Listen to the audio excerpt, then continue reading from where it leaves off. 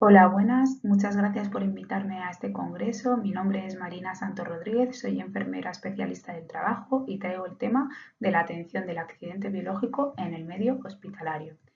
Para ello, lo primero de todo, vamos a definir el accidente biológico como el contacto con sangre, fluidos biológicos, semen, secreciones vaginales, líquido cefalorraquídeo, largo, etcétera, u otros líquidos mezclados con sangre a través de inoculación percutánea, herida abierta, piel erosionada o mucosas durante el desarrollo de la actividad laboral.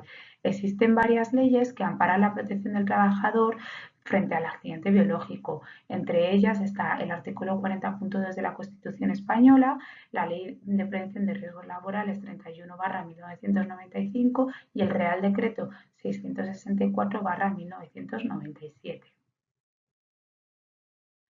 Ante un accidente biológico tenemos diferentes escenarios, como puede ser la salpicadura en mucosas, que deberemos lavar con abundante agua o suero salino sin restregar, las heridas cutáneas, que pueden ser en función accidental o salpicadura en piel no intacta, y en este caso deberemos favorecer el sangrado, lavar con agua y jabón, desinfectar la herida con el antiséptico y cubrir la herida con un apósito impermeable. También tenemos dos tipos de definiciones en cuanto a las lesiones: de riesgo bajo, lesión superficial con aguja maciza o salpicadura con gotas, y lesión de riesgo alto, cuando la lesión es amplia o el pinchazo es profundo o la salpicadura ha sido con un chorro de sangre.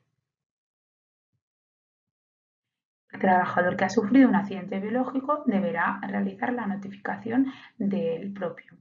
Así pues, deberá acudir al Servicio de Prevención de Riesgos Laborales de su centro sanitario y, en caso de que estuviese cerrado por horario laboral, deberá acudir al servicio de urgencias. Mediante una entrevista al accidentado vamos a obtener las distintas características del accidente biológico. Deberemos informar previamente al trabajador del protocolo que vamos a llevar a cabo y, en caso de negativa, deberemos dejarlo reflejado por escrito.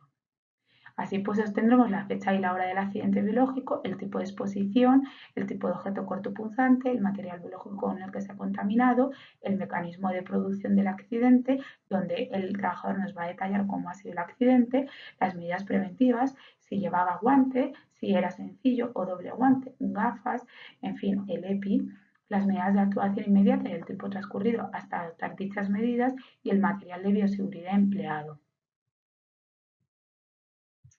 La notificación del accidente biológico implica la investigación de la fuente, la que vamos a obtener una serología para la hepatitis B, la hepatitis C y el VIH. En caso de que el paciente fuese positivo, se va a registrar el tratamiento que recibe y la adherencia al mismo, junto con el test de resistencia y la última carga viral realizada.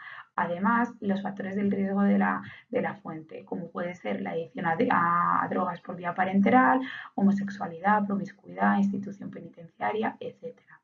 La investigación del accidentado será la inmunidad frente a la hepatitis B, si ha estado vacunado y cuántas dosis, la fecha de las vacunaciones y la serología postvacunal, los antecedentes serológicos de la hepatitis C y del VIH, y en caso de que fuese fuente VIH positiva, se va a valorar los antecedentes personales de enfermedades, gestación o lactancia.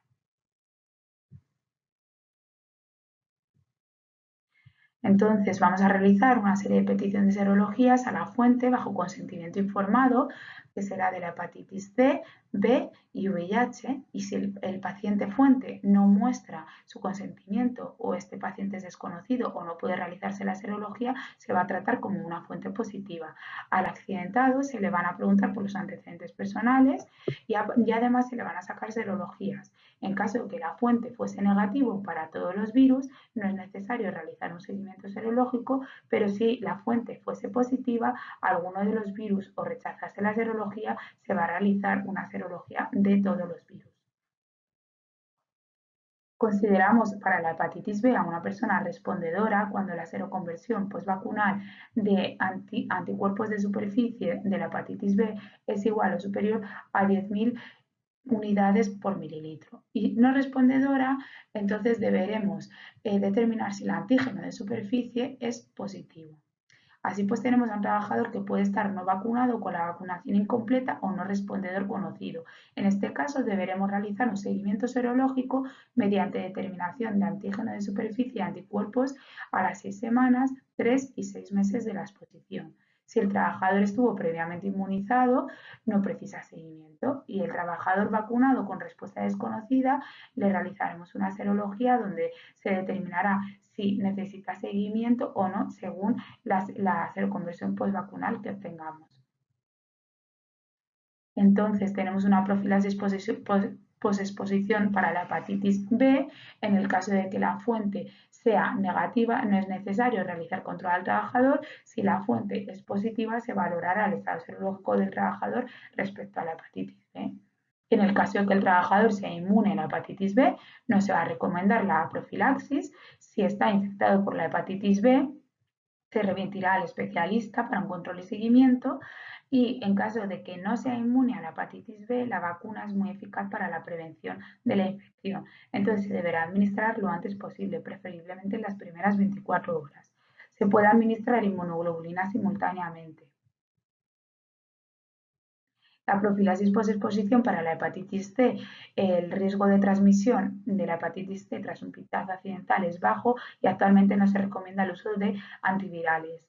Y la profilaxis posexposición para el VIH se realiza una recomendación según el documento de consenso de GESIDA y el Plan Nacional sobre el SIDA respecto al tratamiento retroviral en adultos infectados por VIH.